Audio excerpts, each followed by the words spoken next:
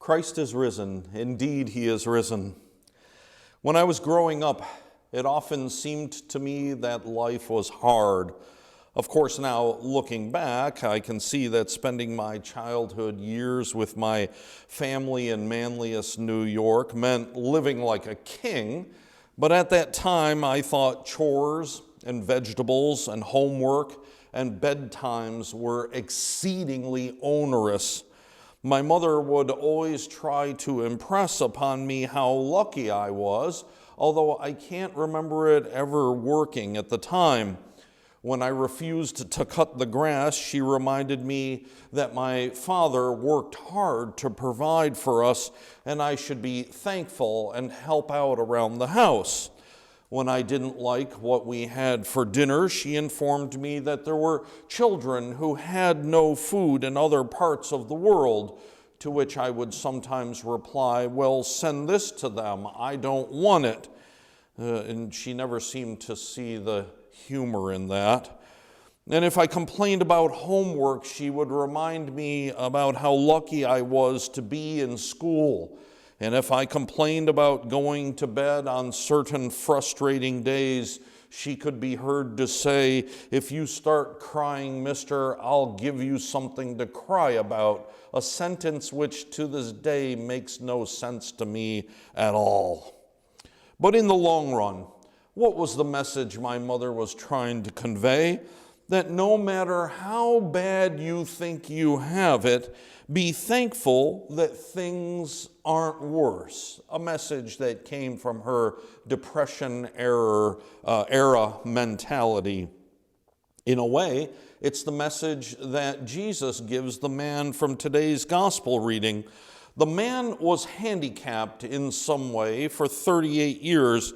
Biblical scholars call him a paralytic. When he was brought to the famous pool of Bethesda, where he could find healing for his ailment, he was not able to get into the water quickly enough, and so he lay there with no hope. Jesus, however, healed him without the water, but then disappeared into the crowd before the man knew who he was.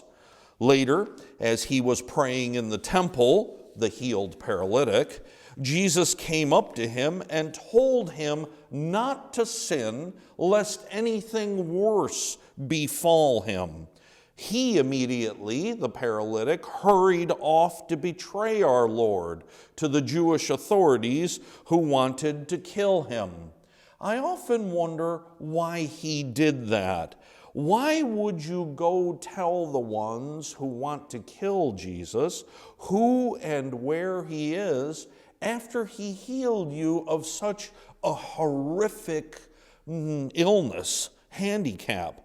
Perhaps, I surmise, the man had asked himself, what could possibly be worse than not being able to walk or work for 38 years? Referring to the advice Jesus gave him in the temple, lest anything worse befall you. Perhaps he decided that there was nothing worse, and that Jesus was acting the part of a religious know-it-all, and that Jesus did not appreciate the terrible circumstances of his life before the healing. I want us to put ourselves into the shoes of that man, and I don't mean in terms of the handicap and the healing, but the ungratefulness, the selfishness, the exceeding self-centeredness that says, God does not understand the suffering I have to endure. God is not providing me quickly enough with the relief I need. God knows I deserve more out of life than what I'm getting, and he's not doing anything to make sure I get it.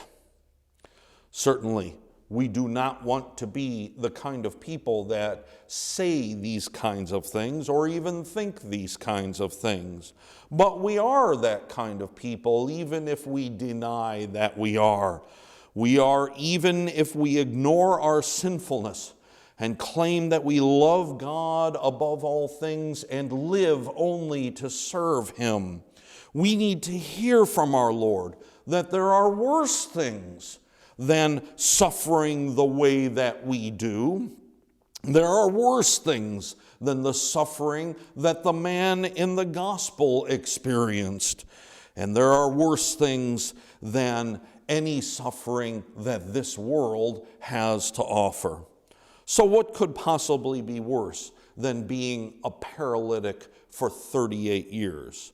Well, for one, suffering is worse when you suffer without God. Suffering takes on a new meaning when we understand that God knows about us and knows that we suffer. We always ask God to relieve our suffering, but it is important that we take the second step of knowing that He has heard our prayer and understands our need. Sometimes at the nursing home where I used to work, we would find ourselves short-staffed. It's a terrible thing. My best employees would be worked to death, sometimes asked to work 12 and even 16-hour shifts. And even then, the residents would complain because the care wasn't happening quickly enough. It was very difficult. When this was going on, I would try to go on to the units as much as possible, even though while I was there, I would really often get an earful, and sometimes staff literally crying to me. The funny thing is that everyone feels better after they unload on the administrator. And that's why I would go there. It didn't relieve any of the stress, not in real practical terms.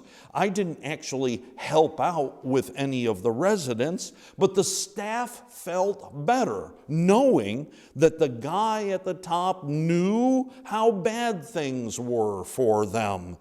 Usually trouble flows downhill, but when staffing was bad, I tried to make it flow uphill a little in order to relieve the stress of those at the bottom.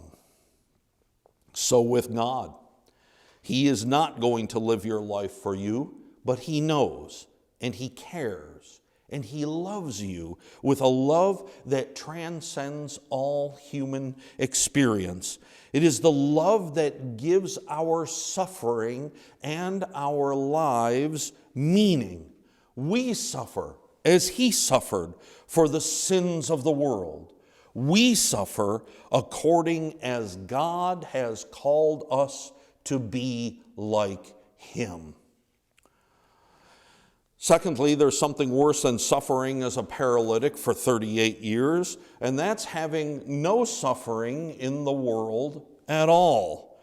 Can you imagine what it would be like if your faith brought an end to your suffering automatically? If you could say, I believe in God and worship and obey Him, and as a result, all sickness and suffering in your life would go away. Perhaps you think that would be good for you, but it would be hell for the rest of the world. Why? Because they would then have no choice around the question of believing in God and worshiping Him. Oh, sure, there would be some people out there who would continue to suffer out of stubbornness, refusing to submit to God. But what would happen when those people got married and had children? If your child was sick and you knew that the only thing you needed to do was to go to the church and light a candle and say a prayer, what would you do? Everyone, or nearly everyone, would go to the church, even if they didn't believe in God, even if they hated God. They would light candles and they would say their prayers through clenched teeth because they would not really believe. But they would be willing to give up their spiritual freedom in order to see their child healed. In Khaled Hosseini's book, A Thousand Splendid Suns, a woman does something she knows to be very wrong in order to guarantee the safety of herself and her unborn baby. Listen to these lines. Even though the baby inside her was no bigger than a mulberry, Layla already saw the sacrifices a mother had to make. Virtue was only the first. In the book, Layla does not give up her spiritual freedom, because we don't have the possibility of doing that. But you can see from just those 2 lines that she, like most parents, would be willing to do anything for her child's safety and happiness. Giving up her ability not to believe in God would be so easy as to be no choice at all. So why do the good suffer? They suffer in order that the evil would retain their choice to believe in or reject God. Without the suffering of the good, the love of God for the evil and his gift to them of perfect freedom, spiritual freedom, would be compromised. And thirdly, it's worse to suffer eternity in hell. I think this was the essence of the message that Jesus our Lord wanted to convey to that man in the gospel. Do you think it's bad to lay on the pavement in the sun without the use of your arms and legs, or to do that for 38 years? That's not even close to the sufferings of hell. I don't want to paint a childhood horror story of a picture of hell for you, but it's important that we remember that hell exists and that there are many souls there, and that 38 years of the worst suffering this world can offer is a chocolate Sunday school by comparison. Today we celebrate the healing of the man by the pool of Bethesda. We honor our Lord, who loves us enough to shower us with abundant mercies and compassions and healings as he did this man. But we also must consider this man's confusion over Christ's words to him in the temple, and to remember what things there are in this world worse than years of paralysis, suffering without God, no suffering at all, and in eternity separated from God. Christ is risen. Indeed, he is risen.